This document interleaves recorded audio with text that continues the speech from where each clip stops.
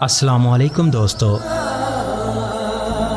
आज जो मैं आपके साथ शेयर करने जा रहा हूँ वो है कि एक बेटा अपनी माँ के साथ हिसाब बराबर करने जा रहा था कि आपने जितना मुझ पे खर्च किया है आज मैं उसका हिसाब जो है वो आपके साथ चुकता करना चाहता हूँ। तो दोस्तों, वालिद की वफ़ात के बाद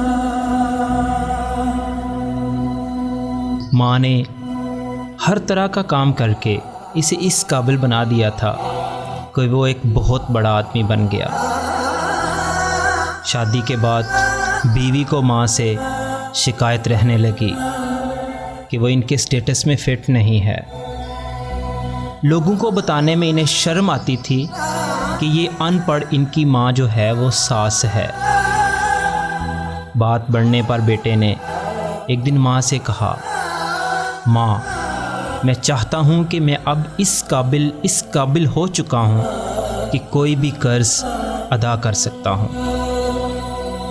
मैं और तुम दोनों खुश रहें, इसलिए आज मुझ पर किए गए अब तक के सारे अखराजात सूद समेत मिलाकर मुझे बता दो, मैं वो अदा कर दूँगा। फिर हम अलग अलग सुखी रहेंगे।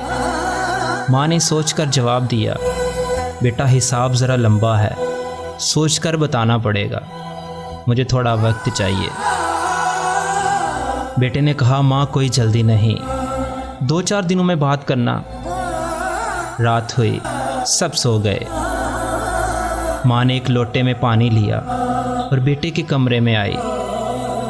बेटा जहाँ सो रहा था इसके एक तरफ पानी डाल दिया।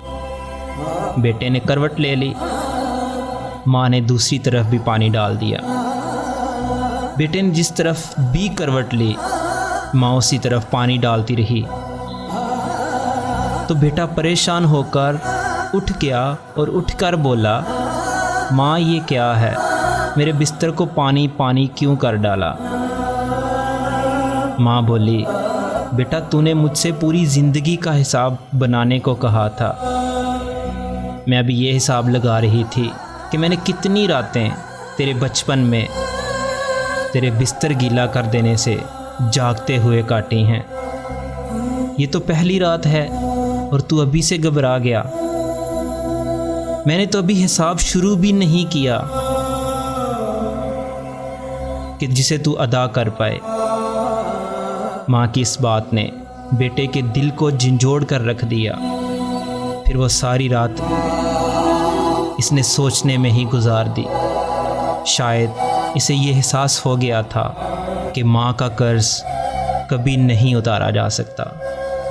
तो दोस्तों, हम अक्सर ये चीज़ बोल देते हैं अपने वालिदैन को कि आपने हमारे लिए किया ही क्या है, आपने ये सब कुछ करके हम पे एहसान नहीं किया।